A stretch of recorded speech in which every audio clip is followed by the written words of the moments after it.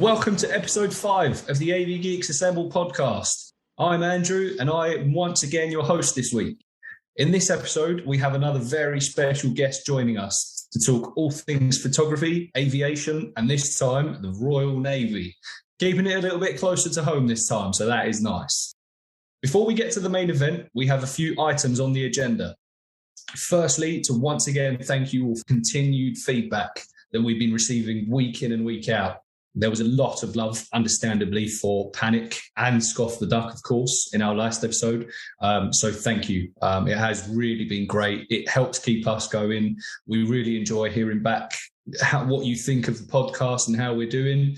So once again, send us your feedback. Let us know what you think. And hopefully you enjoy this one as well. If you haven't heard any of our podcasts before, please go back and give them a listen on either YouTube or Spotify. We will be looking to add the podcast to other podcast platforms. It is coming. Please bear with us. Today, to speak with me to our special guest, we have Martin from episode 0. Hey, everyone. And we've got debuting on the podcast from no longer behind the scenes, we've got Mike with us. Good evening. How are you, mate? You all right? Yeah, not too bad. Good. How are you, Martin? You all right, mate? Yeah, mate. Can't complain. Good. Right, we do need to take a moment to introduce Mike. Like I say, he is the technical genius that does bring all of our aimless ramblings each fortnight together in the editing suite to make it sound like something that resembles a podcast. So thanks, mate. We appreciate that because without you, it probably wouldn't sound as professional as it does. So thank you. It's a pleasure. Seeing as you weren't able to join us on the introductory episodes, mate, tell us a little bit about yourself, how you ended up in aviation photography, and how you ended up editing our podcast for us, and, you know, what you've sort of been doing up until this point. Tricky one, that. Where to start? I think aviation-wise, I lived in Lincolnshire all my life. So, you know, I'm basically surrounded by RAF bases on pretty much 3 or 4 sides of where I live. Where I grew up near Boston, basically 5 minutes from RAF Coningsby. So, you know, we had everything pretty much around there when I was growing up in the early 90s. In terms of photography, that's really something I've only come into in the last, 4 or 5 years. Probably one of the first trips I did was actually to Silverstone, to the F1. I think I went to one of the practice days on a Friday for the Grand Prix, probably about 5 years ago. And I was just like, I need to take some cool photos of stuff going fast. So that was like my first, my first go into like panning and, you know, trying to get the blurred background and the car sharp. And then when I came home, I was just like, well, I'm not going to get the chance to do that again for another year. So what else can I try? And I was like, well, there's RAF Scampton, literally 2 minutes down the road from where I live. If I go 10 minutes the other way, Waddington. If I go 40 minutes back home towards Boston, there's Coningsby. So, you know, no brainer. I got myself a big lens and thought, let's have a crack at this. And it sort of, I guess, reignited what was there when I was a kid, all those sort of airshow memories and all that kind of stuff. And that's been hobby ever since, really. So the podcast side, that's a bit of a weird one. When I was at uni 12 years ago, I did a music technology course. That's what my degree is, which is a bit weird considering I then went and started work for the NHS straight away as soon as I graduated. So this is probably the first time I've actually used anything I learned on my degree later. But yeah, it's nice, just, you know, something I was passionate about 10, 12 years ago, back into something that I'm passionate about now. So yeah, that's it really. And it's you know, it's really good fun to do. It's nice listening to you guys ramble on about everything that's good in aviation, and, you know, the guests that we've got is great. And also, probably my favourite bit is all the outtakes I've got. Just be careful what you say, because you never know. We might do an outtake special at some point. There'll be hours and hours worth. Yeah, I genuinely think everyone deserves to hear that, because we've had some good ones. We have. But, I mean, to be fair to you, mate, considering you've had a 12-year break from, the podcast and music and editing side of things, these are really good. So you've not lost your touch. Yeah, I mean, we do what we can with, we're obviously doing it over Zoom, basic equipment at best, I think. Yeah. There's only so much you can do, but it's pretty much like editing photos. You can do too much. If you're not careful, you can edit something too much and it'll sound rubbish. But hopefully, like I said, we kind of do the best with what we've got, and it sounds passable to those people that are listening. And that's what we want, mate. I thought you were going to say we do the best we can with who we've got. I was going to get a bit offended by that, not going to lie, but... Well, I wasn't going to say it, but yeah, fair enough. Class. Well, cheers for that, mate. Appreciate that. Because like I say, obviously we did miss you out on the introductions, not on purpose, of course. Life happens. But yeah, no, cheers for that, mate. Nice little introduction to yourself and your background and how you've got to where you are photography-wise now. So cheers for that.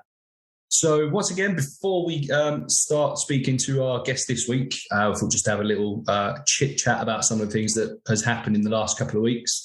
A couple of big things, actually. Obviously, the RAF and Navy assets, there's been like a defence review about cuts to the assets. Now, I've not had the chance to read much into it.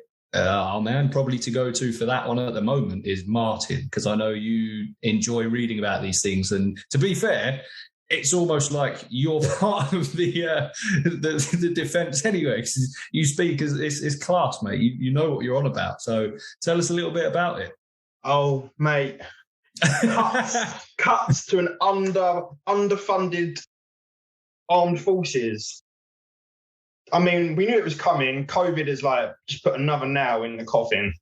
It's, to start cutting Typhoon fleet, start getting rid of the Pumas. We won't be getting what we asked for with the F-35. I mean, I think the Navy have come out fairly okay with it. I mean, they're getting more frigates and all sorts. I've just realised that we've not said the part where we'd like to emphasise that these are our So just for those listening, just to let you know, these are our opinions. They are entirely our own, and that does go for our guests as well. But to be fair, look, it may be a strong opinion, but do we think maybe there's something going on, is there a plan for the future? Are those cuts happening because maybe there's something else coming in? Do we know? Or no? There just isn't. Yeah. Like talking to people in the know that say like the RAF cannot trust the A400, and the special forces don't like the A400. To then cut the C-130, it doesn't make no sense. An airplane has literally just been upgraded. It's had new wing boxes fitted. It's had a new glass cockpit fitted. So, yeah, it's like the Nimrod all over again. Yeah. And the Harrier. Nimrod and the Harrier. It's way too early. Yeah. I don't know much about it, obviously. But I do sometimes look at it and think, is it because there's something else in the plans? Is it the next thing that we don't know about? But it's quite hard to tell, I guess, this early on. I don't know. But it is a strange one, because 99% of the people we speak to always say, why did the Harriers go? And things like just as an example. And, sometimes you do have to wonder. But anyway, let us know your opinions, what you think of these cuts and things like that. It is an interesting one. It is a strange one. But again, we're here. We like photographing aircraft and, talking about it. So we don't know the best, but we have our opinions. So the other one that happened in the last 2 weeks was the Navy Hawk that went down. Thankfully, as we know, we did find out that the crew were found safe and well. So that's good, which is why we're happy to discuss it this early on. We'd just like to say that if anything more serious had happened, we obviously wouldn't be talking about it because it's quite insensitive. But yeah, so there was bad vibes when it first went down. It was like some of the things that we've seen already, and everyone's just sort of holding their breath like any news that we know if everyone's safe. And luckily they were. What do you guys know, Mike, Martin? Do you know much about what happened? Have you read up about it or seen much? Not really. No more than what you've said there. Again, it's great that the crew are safe. That's the main thing, really. I'm lucky enough to have been down to Caldrose. I've gone holidays to Cornwall most years, and spotting at Caldrose is actually quite good. There's always something going on, and I've seen these hawks a few times. It's just a bit weird, I think, when you hear something like this happening. It's home a bit, doesn't it? And you realise that there's actually people involved, and you just want them to be safe. Yeah. To be fair, on a little bit of a lighter note, where you've just said something's always happening at Caldrose, again, I'm going to bring my luck into it because I used to work in Cornwall quite a lot last year. A couple of times it took me down past Caldrose. I think probably about 4 or 5 times I was down that way. I promise you, no word of a lie, I saw a singular Merlin out of those 4 or 5 times I was down there. So that's just, again, it's just one of those, isn't it? But anyway, this isn't about me. I think I've been, how many times have I been? Twice in, I don't know, the last 4 or 5 years. And both times I've seen multiple hawks, multiple Merlins, and I think it was a Norwegian, I can't remember what it's called, the Norwegian equivalent of a Merlin. I've no idea. EH-101. And what else was there? There's the, what do you call it? Avenger. Oh, the King Air. Yeah. It's quite cool. Looks better than the King Airs we've got here at Waddington anyway. It's not grey. It's nice blue and white paint job. Nice. Don't hate them King Airs, mate. Yeah, like I say, I didn't see any of that. So at least someone has. At least I know that something does happen down there. It's just that they stopped when I got there. So standard. Right, so cheers for that, chaps. Now that that's out of the way, it is time for our guest to join us on this flight. We're still not quite sure on the final destination, but we will see where it goes. With us today is Royal Navy Commando Crewman Patrick. Hi, Patrick. How are you, mate? Hi, guys. How's it going? Yeah, good, mate. How are you doing? Yeah, not too bad. Good, man. Well, thank you for joining us on the podcast this week. We really do appreciate your time. Obviously, like I say, we're just a group of guys into aviation photography that are trying out the podcast world. So thank you for joining us. So to start off with, could you tell us a little bit about yourself, how you got into aviation, and how you ended up as a Royal Navy crewman, and possibly, more importantly, how you got into photography? Cool, yeah, wow. So I guess start from joining up 2008 as an AET, actually. Joined up, entered rally, joined up as an AET, so went through the whole AET training, so that's aircraft engineering technician, and then got posted down to Caldrose working on the Merlin Mark 1s down there for about, I think it was until 2012. So did a couple of deployments, one large deployment with HMS Westminster. That was like about a 7-month, I think it was in all. Yeah, so that was a really good time. That was probably the biggest trip I did as an AET. And then I witnessed how good the aircrew world could be from that trip, working with a certain lieutenant at the time, Lieutenant Suckling. And then I went into aircrew grading 2012. Yeah, that was it really. Once I got into aircrew grading, then I went through the whole training pipeline and the process. So I got into it from there. Photography-wise, that's a completely different story. So photography-wise, I was out on a deployment in Oman and the UAE, and we were kind of stuck on this base for a long, long time, quite almost like in sort of limbo, really. And I just thought, why not pick up a camera and just start taking some photos of the things I kind of see and stuff like that. So yeah, that's it really. Nice. And the rest is history, as they say. Yeah. I mean, to be fair, if that's how it started, fair play, because obviously we've seen some of the photos you've taken. Obviously, just to shout you out even this early on. So on Instagram, you're at Royal Navy Crewman. And I must say, we do really enjoy your content, your images, your stories. So I tell you what, the majority of us are very glad you picked up that camera. Thanks, Andrew. Really appreciate it. So has it been difficult to produce, such, pretty awesome content whilst, meeting your obligations in the Royal Navy? So I'd say having the time, like finding the time in flights or even on the ground to see stuff. So I took a lot of photos and videos on my phone, like I think a lot of people do, and the more you do the job, the more you get experience enough to know which moments, you can have a little pause and go, okay, I'll take a photo here, I'll take a video here, or whatever. So yeah, you learn to like box and cocks. I wouldn't have done it in the first sort of, when you're a junior crewman or a junior pilot or in any job.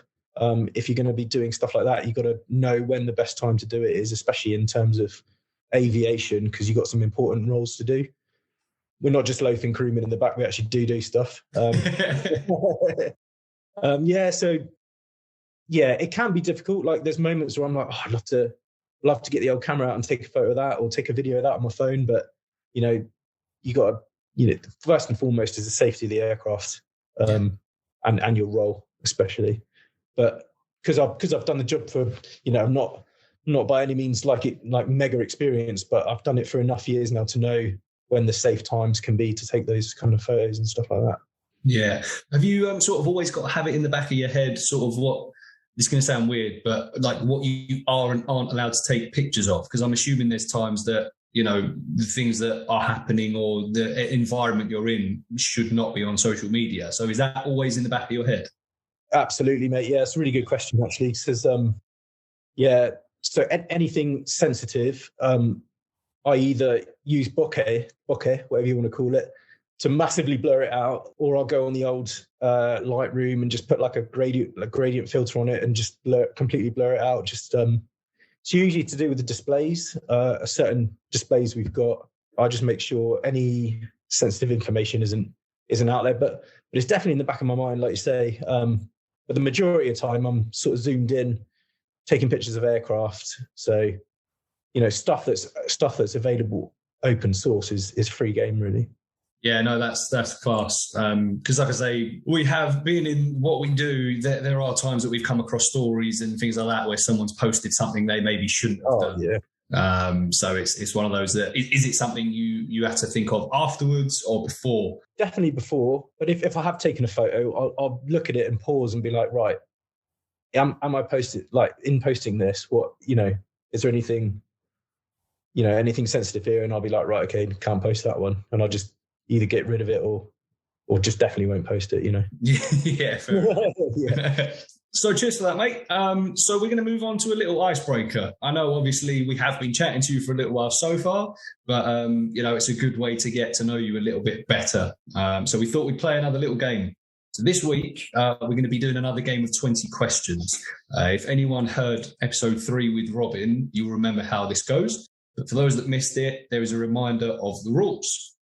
So Patrick will think of an aircraft, and myself, Mike, and Martin will take it in turns to ask questions with a yes or no answer to try and work out what that aircraft is. Right. So feel free to play along at home or in the car and let us know if you get it before we did.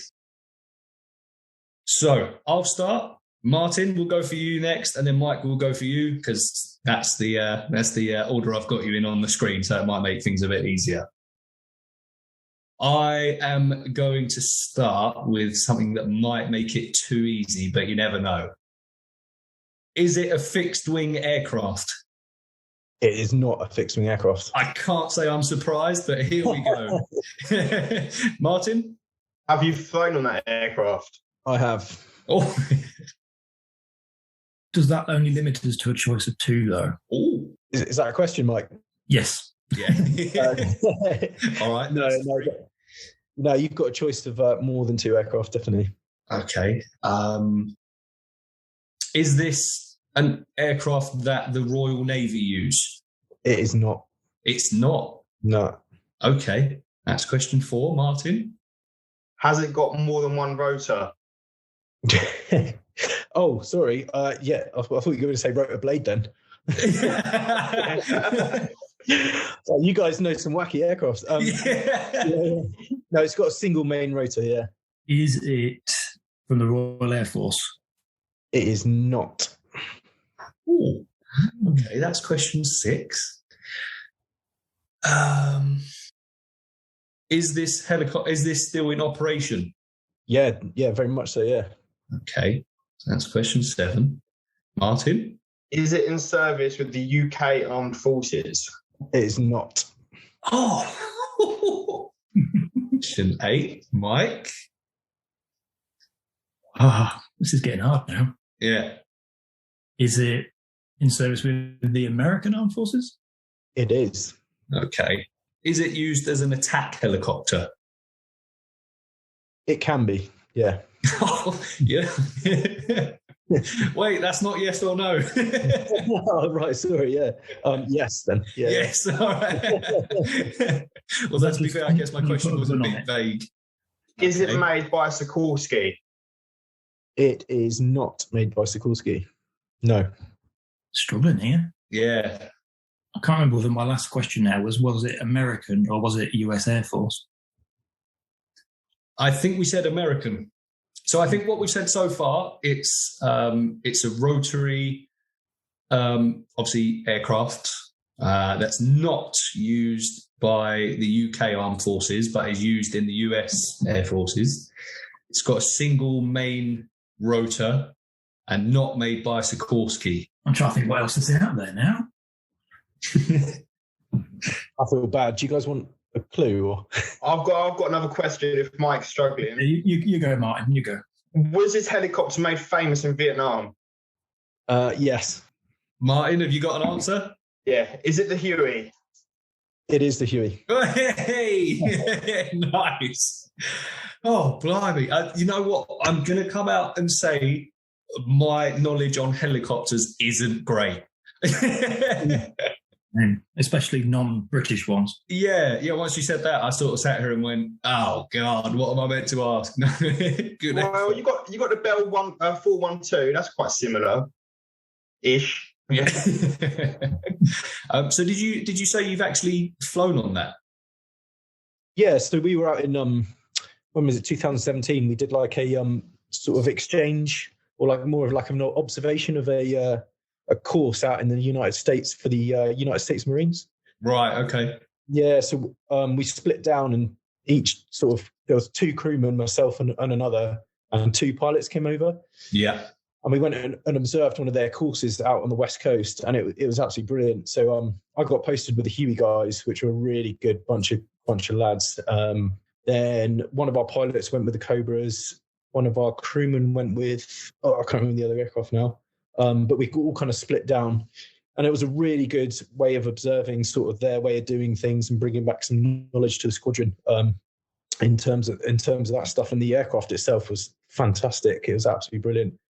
Had some amazing flights out on the range over there. The Americans do stuff obviously a lot bigger and grander than we do, and they seem to be so gung-ho with stuff like ammunition and usage of the range, and just they have like free reign of a whole area, and they just really go and have some decent training and decent fun at the same time. It was absolutely brilliant. Wow. How long were you out there for? We were out there for 2 months altogether, I think it was, and it was sort of based very close to San Diego, out in Yuma as well, which Yuma's like a tiny little sort of West Coast town. It's inland by about, I don't know, an hour, but West Coast in the grand scheme of things. But yeah, it's a sleepy little sort of town, but it's got the airbase right next to it. So the 1 or 2 bars and clubs that Yuma does have, just get lit up on the weekends. It's fantastic. So we worked, the flights were good, and observing the course was really good. And then just the guys were like, well, "You're over here now, lads. So in your off time, go and explore, go and have fun in San Diego." And we did. Yeah, class. Well, you have to whilst you're out there, don't you? That's it. Yeah, that's it. I guess that kind of probably leads us on actually to the next question quite nicely, because I think if it was me, that would be probably one of my favourite things about your job would be the amount of travel you've got to do, the places you get to visit, all that sort of thing. So I guess with that in mind, what's the best part of the job? Yeah, I mean, I think you've pretty much summed it up. I'd say the best part personally for me is, the variety, and obviously you get to travel as well. So I've been to sort of done environmental qualifications in the desert, in the Arctic. Even in the UK, you get to, going up to Scotland every few months and doing ranges up there, and then flying off to ships. You know what I mean? On, just a random week, you'll be 1 minute you'll be like winching out in the bay off Weymouth. The next minute you'll be doing ranges off the coast of Wales, and it's flying down to the southwest over on Dartmoor, and then you'll be like not flying one day and just doing loads of admin. So it's completely different each day. That sounds so awesome. Yeah, definitely the travel. Even before I went the aircrew route, the travel we did on HMS Westminster especially was fantastic, and that really sort of got me into the mindset of like just traveling the world and things like that. We did a deployment on it's called JDA. So we joined a French ship. The first half was done by we split down into two sort of sections of the squadron.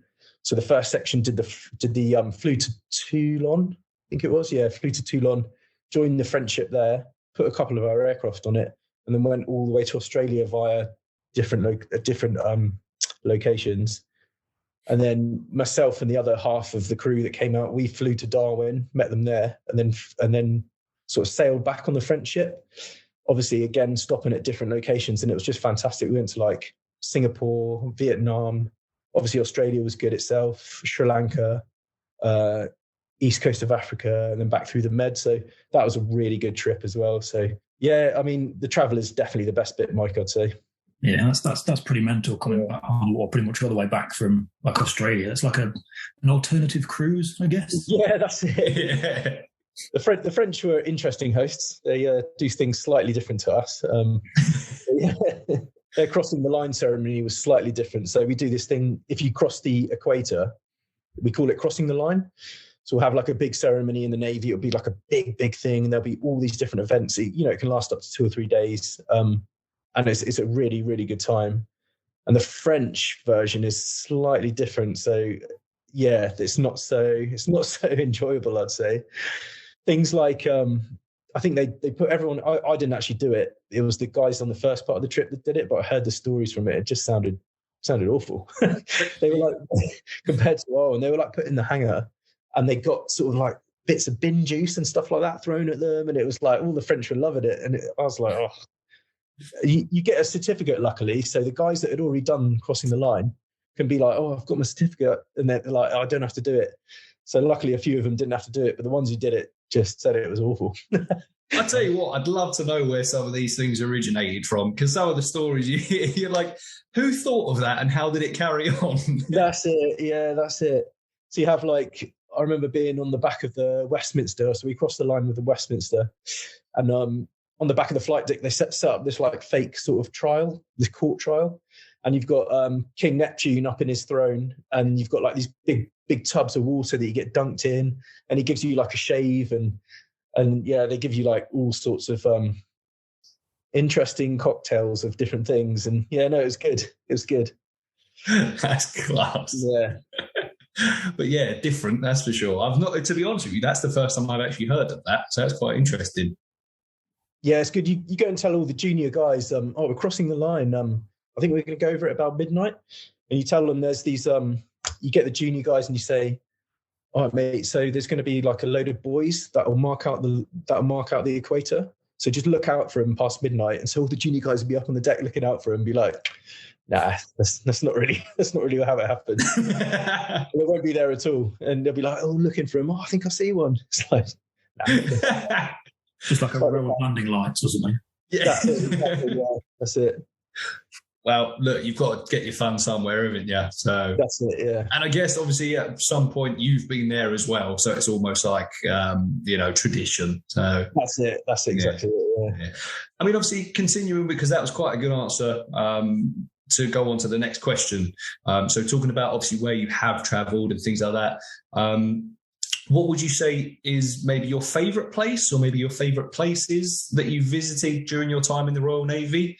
And with that being said, what do you think was your best photo from said location or locations? Yeah, so I'd say my places that stick out are definitely America was always good. I've been there. The first time I went there was with 845 Squadron, went to 29 Palms. That was out doing sort of a desert EQ into a bit of an exercise. That was pretty good because it's obviously so dry and hot out there. It's ridiculous. So we arrived, and the Marines that are based there on the camp were like, "Are you guys just arriving now? Like, we're all going because it gets too hot for us out here." We were like, "Yeah, no way." So and it was really hot. So they'd all thinned out because it was too hot to work, and we'd all arrived like not acclimatized. We arrived in I think it was McCarran Airport, which is Las Vegas. So we arrived in Las Vegas and got on this like a dusty old white sort of bus. It's like the white version of the Simpsons bus, but like all broken down. Like this bus with an angry driver as well. And yeah, so we're going across the desert, doing the transit from Vegas to this god-awful camp on 29 Palms. And the bus breaks down like halfway there, and it's searing heat. And we're all like just arrived from England, so we're completely white, pasty skin, like not. And it was a nightmare. So the whole lot of us had to get off the coach, like in the blistering midday sun. We'd just done a massive sort of jet lags from the flight, obviously. And then it just took ages. We were like, Vegas is just there. We can see it. Just get us a bus to Vegas, and we'll go and stay in the hotel until it gets fixed. And they're like, no, we'll get a replacement bus. So they managed to find a replacement bus, which was even worse. The aircon didn't work. So that was a really good introduction to the desert sort of life out there. And then we arrived, and the accommodation was like these little sort of chicken hut sheds, and it was pretty. I think the first night one of the support guys got like a scorpion in his sleeping bag, and he just heard this more almighty sort of yelp from his chicken shed, like he's just been bitten by a scorpion. It was an interesting first 24 hours, But it sounds like more like an initiation, like they set up the bus and the scorpion on purpose. It might have been that way. That's the best way to acclimatise is to do all that. Yeah, definitely. Straight in the deep end. That's it. Yeah.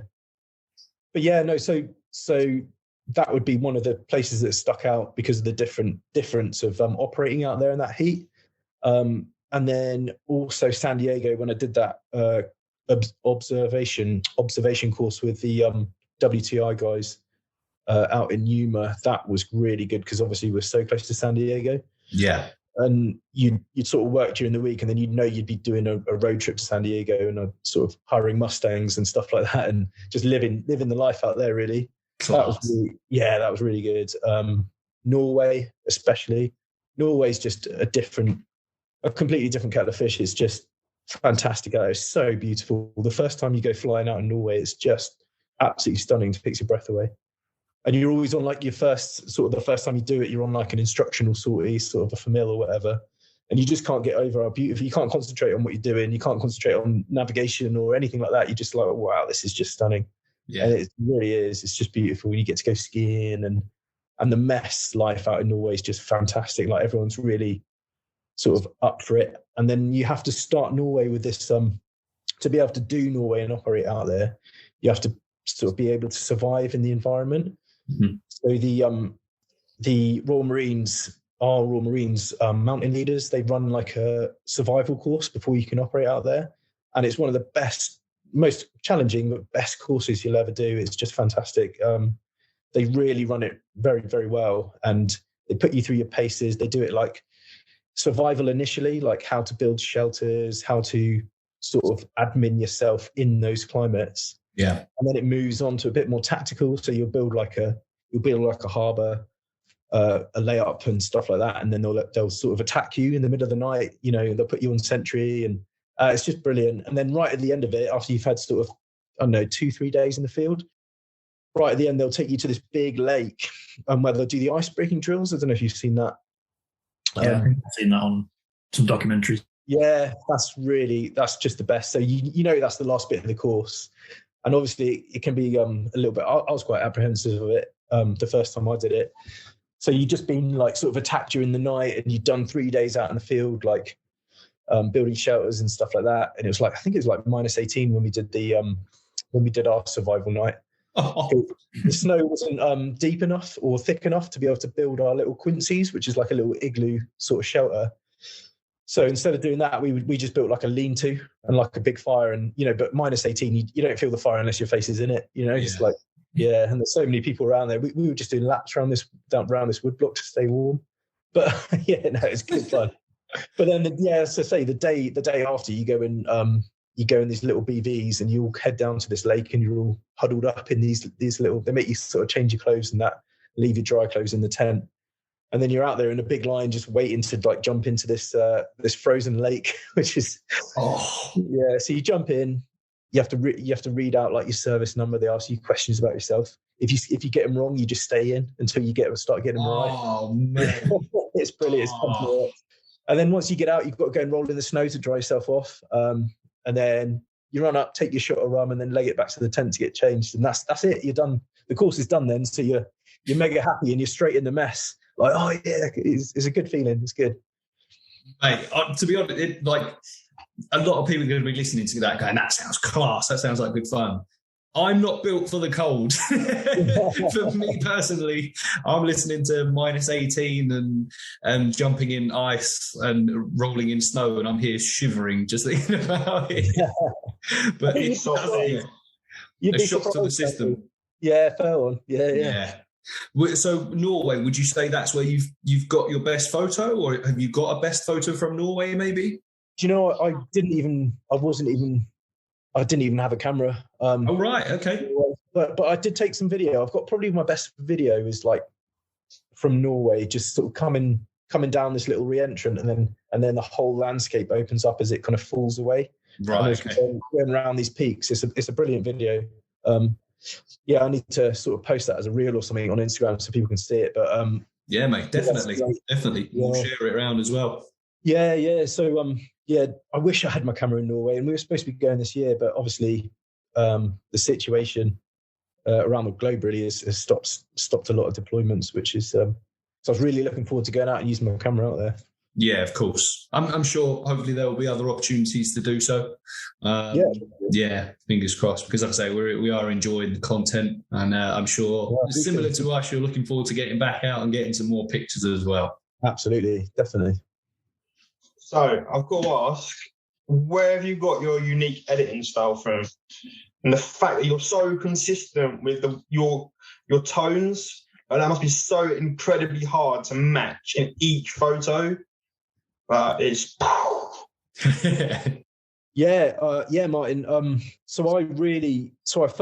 I first started taking photos, I knew that editing was like one of the big things. So obviously I was shooting JPEGs initially.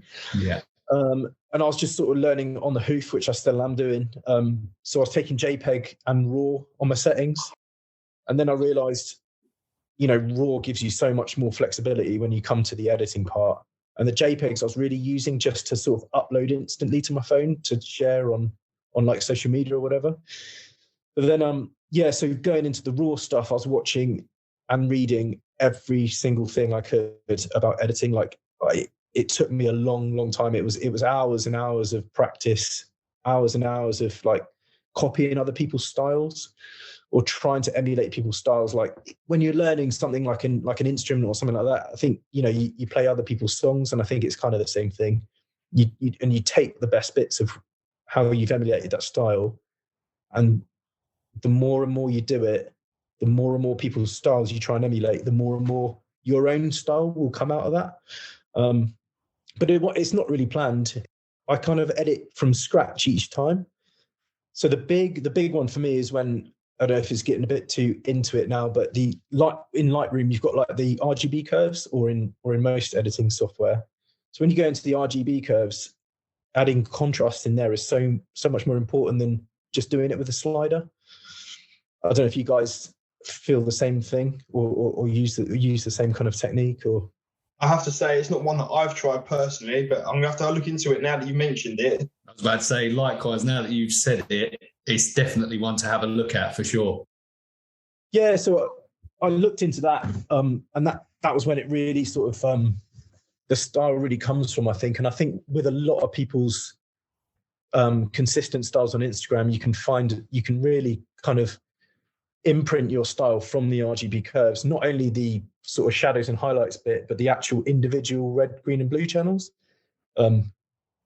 Yeah, you can really add a lot of contrast in there as well. So playing around with them, I mean, it took me a long time, but playing around with them, and I do that every time I edit because I'm obviously still learning each time, and I'm just trying to push it a little bit further each time. But obviously over editing is like a big thing as well. So you can over edit a photo and it will just look sort of terrible, and it'll look a bit, yeah. But then you just try and rein it back each time. So I'll move like the slider and then I'll just rein it back a little bit each time, just to be like, okay, not too much editing. But yeah, with the tones as well, like I don't know if you guys use Lightroom Classic or. Yes, mate. Yeah. So I was using Lightroom CC initially. Lightroom Classic I find is slightly more powerful. I don't know if this is completely right, but this is just what I found. But it seems to be slightly more powerful than Lightroom CC. So I've recently migrated to Lightroom Classic in the last few months, and you've got a little tool down the bottom called the calibration tool. Don't know if you guys have seen that. Yeah. So that's quite powerful when it comes to just finessing the different tones you can get throughout it. And then obviously you've got the things like the hue. You can change the hues of different stuff. And then the other really good thing they've brought in recently is the color grading, which used to be the split toning.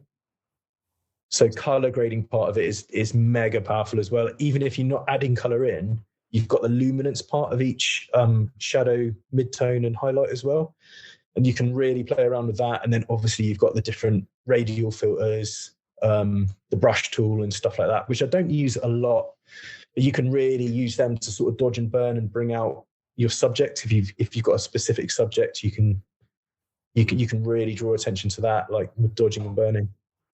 That's kind of the journey I've gone through as well. I was using CC for a couple of years, and I think I was doing an update one day, and I was like, oh yeah, there's the real proper version there that I can download and have a go with. And I was getting a bit fed up actually with the cloud side of it. I wanted my images to be somewhere where I knew where they were and had proper access to them all the time, rather than having to download them each time I wanted to edit them through my dodgy internet. I just find that Classic, like you say, just gives you a bit more of everything that was there, and more control. Yeah, I think more control is a good way of describing it. I think. Yeah, it's just more complete. Yeah.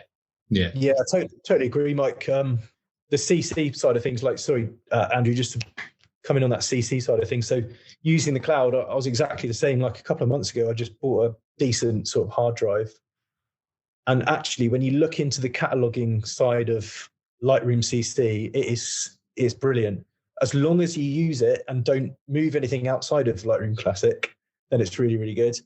I totally agree with that cloud thing. I wasn't happy keeping them in the cloud, and you're just not sure whether you're gonna. You want that hard copy as well on your hard drive to know that they're sort of there. Yeah. Totally agree with that. Yeah. Well, I have to say, for 12 months from nothing to this, like your knowledge and the way you've expanded so quickly, and like your editing technique and your style is amazing. Yeah, agree. And I think you've probably got a lot more fans out there than you actually realise. And like all this has to go to like you're so naturally gifted, and like the composure in your photos and the edits is just, it stands out big time. I really appreciate that, Martin. Thanks, buddy. Yeah, really appreciate that. But, because it's funny, because when you did say how long you've been doing it for, it did take us back a little bit, because we're looking at your shots thinking, how many years has he been taking pictures for? And then when you said, what was it, like a year or so, we all went, what? Like, really? So credit to you, mate. Well played. Thanks a lot, Andrew. Yeah, I mean, it's been a little over, so sort of maybe 13, 14 months now, but I started with a little point and shoot when I was out in the UAE, just stuck on a base called Minad out there. And me and my friend were like going into Dubai every now and again. And I don't know what kicked it off. I think I was watching some like YouTube program or something like that. And I think it was one of your classic people like Peter McKinnon or someone like that. It was someone who just sort of had that enthusiasm for photography. I love Peter's stuff. He's great. He's got so much energy. It's brilliant. And, you know, he gets a lot of slack, obviously, because he's so prolific on YouTube, if you like. Yeah. But that really got me looking into other people as well on there. And then I was like, right, yeah, I want to become a landscape photographer because that's what everyone wants to do when they pick up a camera, isn't it? You go on Instagram, you see these amazing photos of like, well, stuff here in the UK, and they're just unbelievable. And you look through their grids and their tones are all like matching, and they're just brilliant. People like, I don't give them a shout out, but like with Luke, he's got like over 100,000 followers, and just people that have that consistent editing style. It's just really good to see. And then I was kind of thinking, you know, I may as well take some photos while I'm airborne as well. And then I started doing that. And then, yeah, it kind of lended itself quite nicely to before when I was taking just photos on my phone. And then I seemed to just be able to edit those a lot easier than I did with all the landscape stuff. Well, I still do a bit of landscape stuff, you know, but nothing major. But yeah, the editing of the flying stuff is, I do find it quite interesting and quite good to do. And the natural compositions you get from the positions I'm taking photos of the aircraft, you get a lot of negative or dead space in like the framing from the actual aircraft itself, or you're like kind of looking and you've got like the side of a pilot's face, or you've got, I know, different things sort of framing your shot quite naturally. So, I mean, thanks for all the compliments, but a lot of the time it's just ad hoc photos on the hoof sort of thing.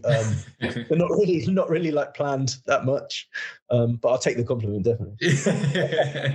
No worries. Right, here we go. Now we're getting into a deep question. This is where you can divide and really split some opinions. So, are you a Canon? Are you a Nikon? Or are you a Sony? I'm Sony.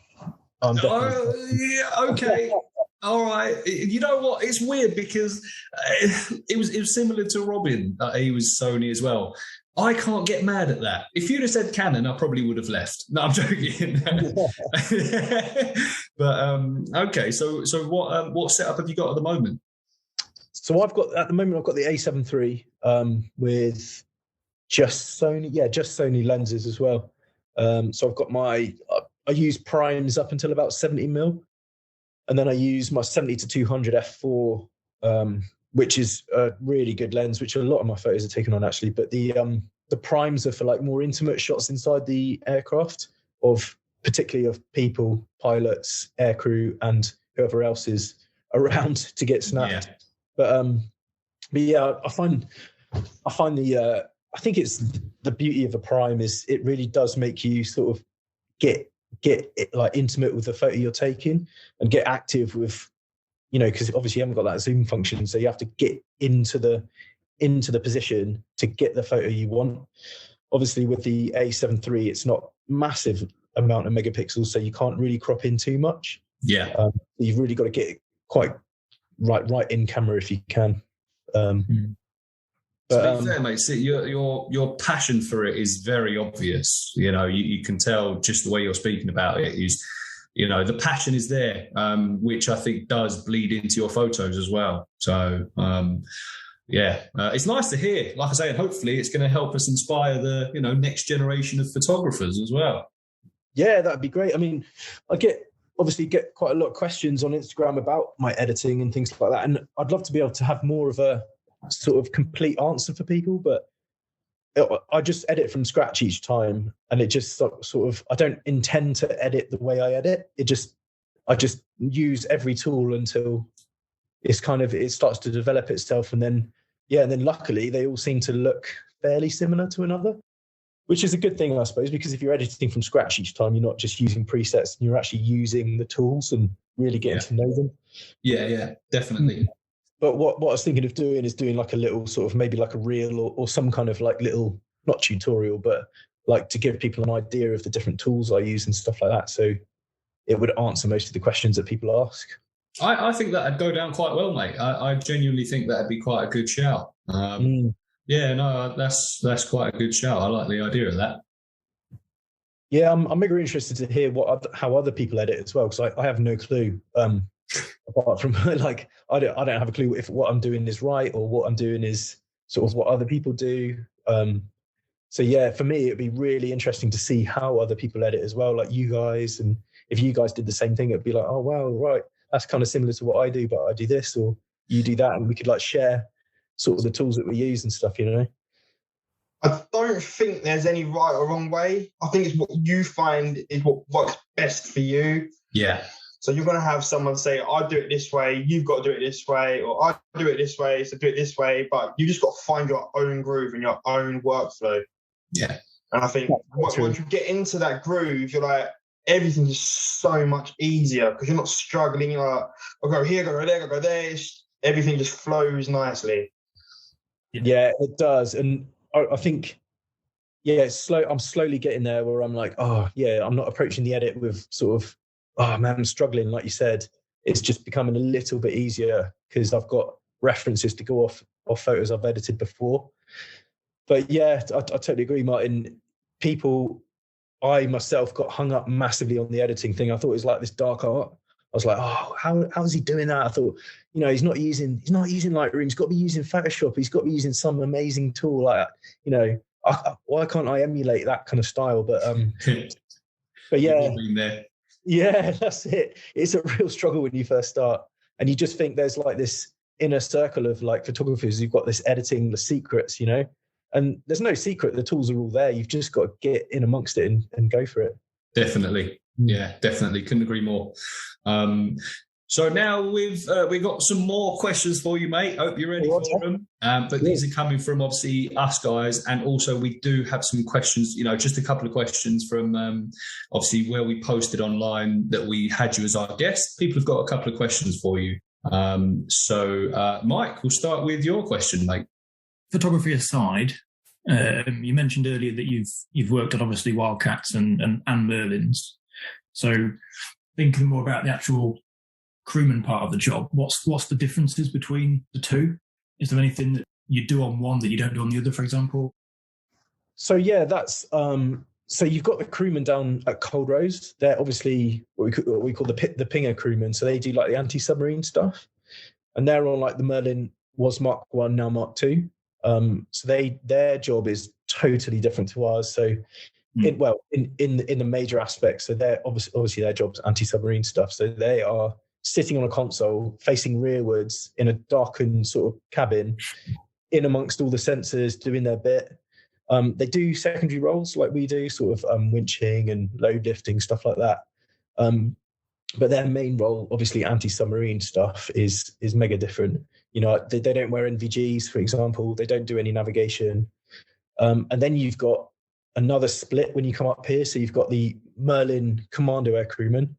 So you've got Commando Helicopter Force with the two different aircraft. So the Merlin and then the Wildcat AH-1, which is what I'm on now. So I did start on the Merlin up at RAF Benson when it was going through the transition to the Navy. And the role is fairly similar between the Merlin and the Wildcat. Obviously, in the Merlin's larger aircraft, you've got two crewmen in there. So you've got number one and number two crewmen. Number one crewman's in charge of like all the navigation, mainly doing, basically he's the lead on all the crewman stuff in the cab. Number two is like lookout, or there's certain roles where number two gets used as well, where he's maybe going into a confined area. Again, he's lookout, he's safety. Potentially winching, if they go off and do winching, it's the same. So with our aircraft, we're predominantly single crewman ops, so all the navigation, the radios, things like that. And then you've got the stuff like winching, we'll get a second crewman in to be the winch man. You'll have a winch man and a winch op. In terms of like your general duties are pretty much identical. So like general airmanship stuff like navigation, doing the load lifting, doing bits like, we obviously have a limited trooping role, but the Merlin obviously is massively trooping heavy because you've got the capacity inside the aircraft. But job-wise, it's pretty identical, really. Yeah, cool. No, it's just something I've never really known much about, the kind of obviously I know they do different jobs, but the kind of the intricacies between them is always interesting, I think, to learn about. Yeah, definitely. Yeah. And my last question, I think you also mentioned spending some time, obviously, on some ships. How do you kind of get used to living on a ship? That's always seemed a bit alien to me. Yeah. So I guess the first ship I went on was like an RFA Fort George, it was called. So that was back when I was an AT, and that was the first time I was on board. So that was a mega learning curve, really. Albeit it was an RFA, so it's not really a proper, Pasties grey Navy ship. And then really the ship I spent a lot of time on again was HMS Westminster. So we're in like a 32-man mess. I don't know if you've seen like the mess layouts of frigates. So it's like basically one bunk sort of stacked on top of the other. But then I say bunk, they're more like cutouts in the sort of wall. So I think on that one's when I had my first coffin dream. It was because you're in such a cramped space, you kind of dream you're stuck in a coffin. Wow. And apparently Okay. like, you hear people doing it and they're like banging, like trying to get out, and they're stuck. And so I had my first coffin dream there. That's scatty. But you can imagine you've got 32 men in like quite a small space, and you have these little alleyways we call gulches, and people's pits, people's racks, their beds are like so close to each other. You're like on top of each other pretty much.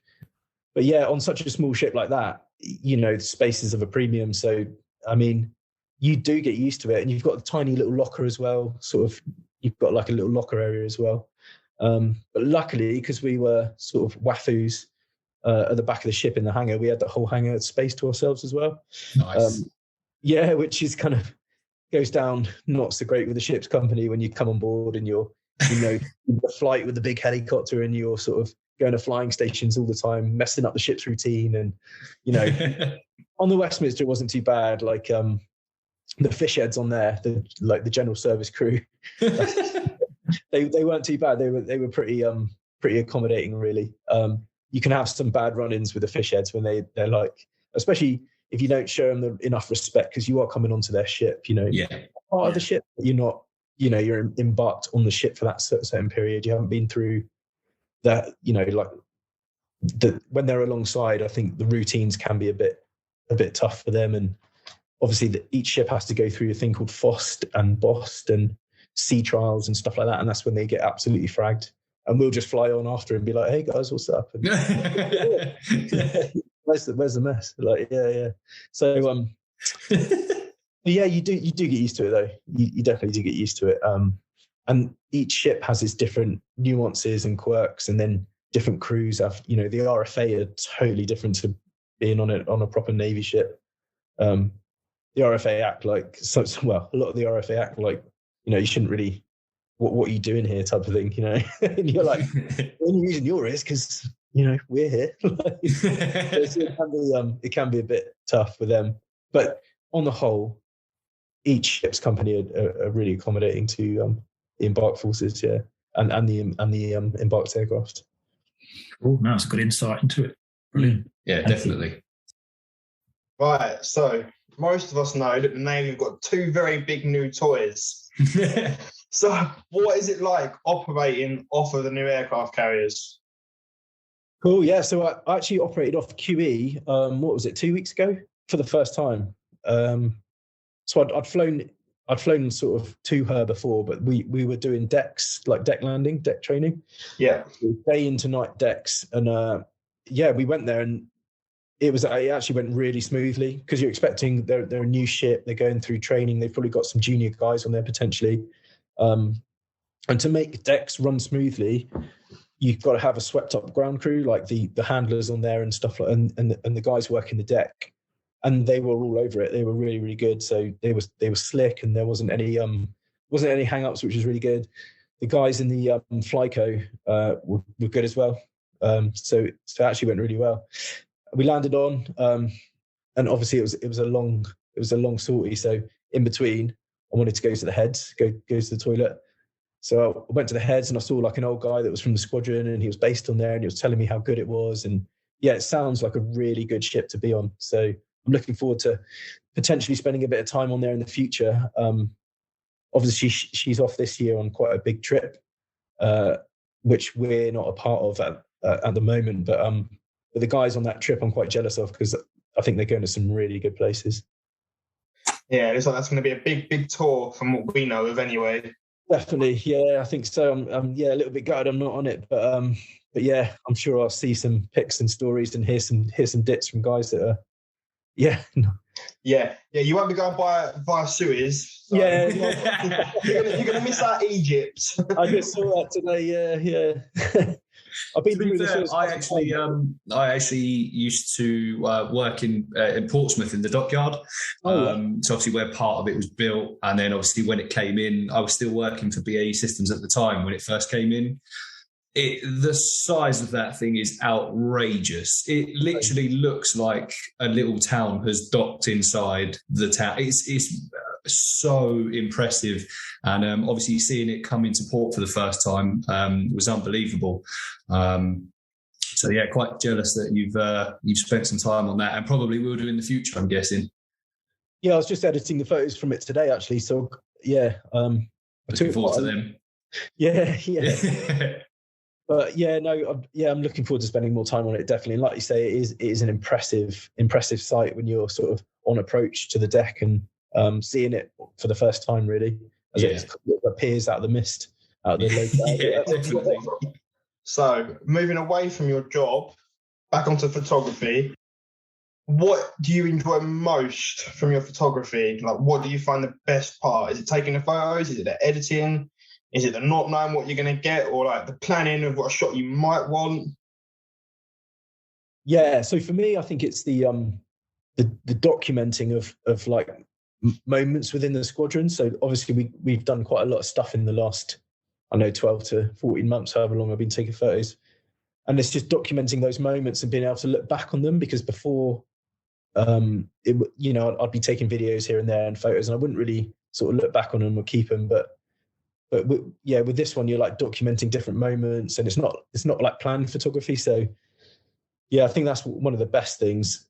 The editing is always fun, can be a struggle, but it's becoming more fun the more I'm learning. But the taking of the photos is awesome as well. Like the amount of times I've come back and, a little switch on my lens has been flicked and steady shots off, and I'll look through and I've just got like hundreds of out of focus, blurry photos, and you just kick yourself. You're like, and you do it again. Or you've taken photos and your shutter speed's not quite been high enough, or it's too high and the blades will be stopped, and it's just like you can't, it's unusable really. It just looks a bit. So it's that learning process of each time you go out, your settings are slightly tweaked because of your experiences the time before. So each time you're like learning a little bit more. And obviously on the taking photos from a shaking, moving, vibrating platform of another shaking, moving, vibrating platform is, you've got to sort of take that into account as well. So you've got to have a slightly higher shutter speed than you would if you're taking it from the ground, which is another thing. And yeah, there's all these things going into your head, but obviously when you're shooting in manual, which is something I set myself the challenge of doing as soon as I bought my camera, I said, I'm never, ever going to shoot in any mode apart from manual. Which is, it's quite fun. But it can be challenging as well. So it's just, being able to rapidly go to those settings, knowing what kind of lighting, if it's a bright day, you can whack your ISO down to 100 and just leave it there. And you've got the flexibility with the shutter speed or your aperture. If it's a dark day, then, you'll preempt that dark day and you'll set your ISO to something above, like maybe 500. And then, again, you've got the flexibility, especially with a full frame camera. It's the luxury of having that full frame is knowing that you can go to ISOs of above 800 and not have any effect really on the photo. Yeah. And then you've always got the noise reduction slider in Lightroom to fall back in. Yeah. Oh, mate, that's one of my favourite sliders. Yeah. And dehaze. That's it. Yeah. Exactly. Right. So we've got a couple of questions as well from some of our followers online. So one of them is from Chris_Suckling 1986. And he has quite simply asked, not that there's a bias in this or anything, why are Merlins so much better than Wildcats? Well, firstly, I don't know who this suckling geezer is, but but Merlins can be better, I think, because especially down in the pinger world, ASW down in Cold Rose, the thing just flies itself. So you can have any bitrate pilot down there just manning the controls, and it will just fly itself. So I guess they can just put all the failed pilots that didn't make it on the commando circuit. They can they can just sit in the hover, and the crewman does all the work down the back anyway. No, all joking aside, no, the Merlin is a hoofing aircraft. It's really good when it works, obviously. But Chris was on the Westminster with me for that trip I did. Oh, cool. He was part of the reason. Him and the crewman on there were the part of the reason I wanted to go air crew training in the first place. So I owe a lot to him, really. He got me up flying quite a lot on that trip. So yeah, he's a really good guy. Nice. When he asks you questions like that. Yeah. I knew as soon as I saw that question, I was like, I knew it's going to be him. We've got another one from Joe Boyer Photography. What made you choose rotary wing instead of fixed wing? Yeah, I know Joe. Yeah. Hi, Joe. How's it going? So rotary wing is the only real option for us going through the Navy route. You've got the RAF obviously get their fixed wing option to be the trolley dollies on A400 or whatever. But with the Navy, you've got the only option really is going rotary. So either ASW, anti-submarine stuff, or the commando jungly role. So that kind of swung it for me, really. Yeah, cool. But you never sort of had any interest to maybe go RAF fixed wing or anything? When we were up at RAF Benson, it was such a great camp, and I knew eventually we'd come down to Yeovilton, and I was close to London, where I'm kind of from, and yeah, it was just a great time at RAF Benson. Some really good guys working closely with the RAF who are slightly different to us, but the people we worked with were really good. So I was slightly tempted, but I could never rock around in a crab uniform. No way. Oh, shots fired. And last question, which comes from Ben's Aviation Photography, who we all know, obviously is part of Avgeeks Assemble and has been on the podcast. He's quite simply asked, what's the best takeaway you've had in a Wildcat? It's got to be low mass helicopters, pasties, all of it. Anyway, Patrick, have you got any questions for us at all, mate?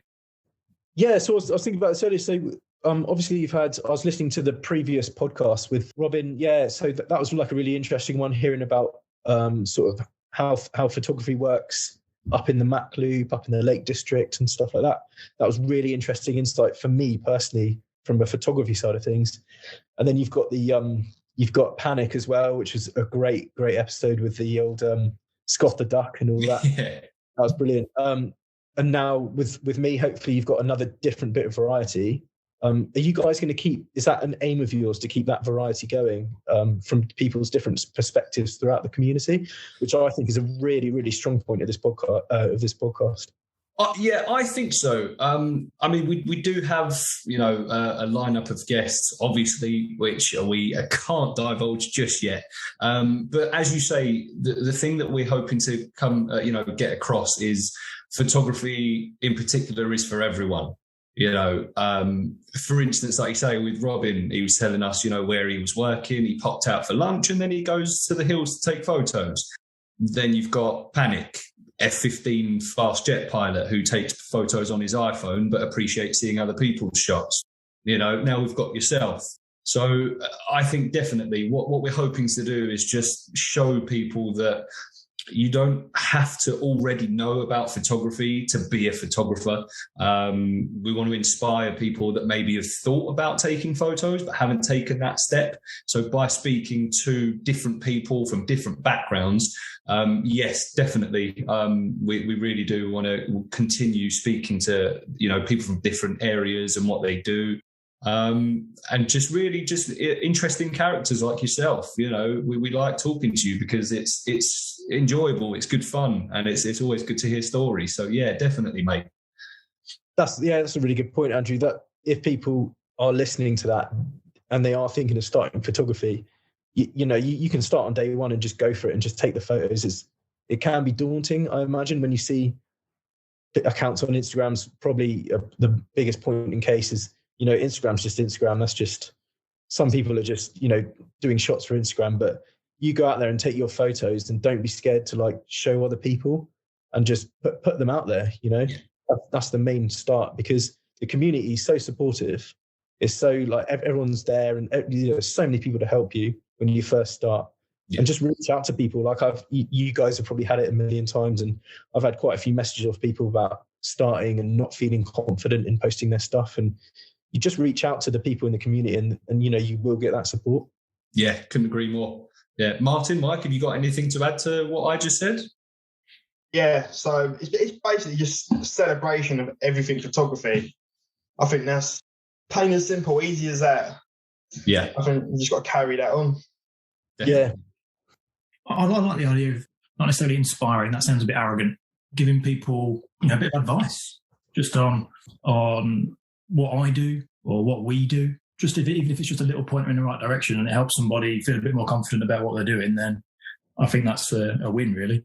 Yeah. To be fair, Mike, I don't think there's anything wrong with saying like inspiring people. Because to be fair, mate, obviously we've seen some of your work, and I can assure you've probably inspired people. I know you probably don't think it yourself, but you should do, because again, it does happen. Yeah, thank you. That's good to know. It's same with you guys, obviously. I mean, we've got this little group going on here, and we're always sort of asking each other's advice, aren't we? Yes. That's one thing that we did very early on, and we still do now. Now we're all mates. Yeah, definitely. It's a non-judgmental zone, where we can ask questions and be helped, and then get bantered for it afterwards. But all in good fun anyway. Any more questions for us at all, Patrick, before we get wrapping up? No, I think it's been really good. Yeah, thanks for inviting me, guys. I really appreciate it, and yeah, looking forward to potentially doing some more stuff with you guys in the future. Oh, absolutely, mate. Yeah, no, that'd be class. And it's been an absolute pleasure having you on. So, basically, thank you for giving us your time. We do appreciate it. No problem. It's been really great. Cheers, guys. Yeah, pleasure. Thanks, mate. So that just about gets us back to base after another flight. Patrick, we hope you've enjoyed it and there wasn't too much turbulence. So we'll go around the group now, so you can find us all on social media. I actually forgot to do this in the last one, so I'm going to shamelessly self-plug myself first. So mine is Afterburner Aviation, all one word, Instagram and Facebook. Martin? So same for Instagram and Facebook. It's Delta_wing_images. Nice one. And Mike? I'm only really putting my aviation stuff on Instagram at the minute, which is Mike Keatley Photography, or one word, MikeKeightley Photography. Yeah, not Mike Knightley like Martin called you back all that time ago. My bad. And Patrick, what social media sites are you on? What are your tags? I'm pretty much just Instagram. So Royal Navy Crewman, all one word. Yeah, obviously. Nice, very nice. No, that's cool, mate. Thank you. And for everyone listening, thank you so much for joining us for episode 5 of the AvGeeks Assemble podcast. We hope you've enjoyed it as much as we did, because it has, again, been an absolute pleasure. Please drop us a DM on Instagram or join the Facebook group if you want to give us any feedback, which is obviously at AvGeeks Assemble. Just let us know. Give us a shout. Let us know what you think. We know some people, reach out to us and do say, looking forward to the next one, enjoyed the last one. So keep it up. We'd love hearing your feedback. But yeah, so in episode 6, we will have another special guest, and we will have our first lady AV geek guest on the pod. She's very much into her fitness as much as her aviation photography. Her IG handle is made up of 2 words. The first meaning enduring importance, and the second meaning friends or allies. If you can figure out who we mean and would like to get your question answered by this lady AV geek, please send us a DM on Instagram. Once again, AvGeeks_Assemble, or we will start a topic on our Facebook groups, which again, AvGeeks Assemble, for you to post your questions there. So thank you again to this week's guest, Patrick. We look forward to seeing you in your Wildcat soon, taking photos of us, taking photos of you. So thanks again, guys. All the best, and we will catch up again soon.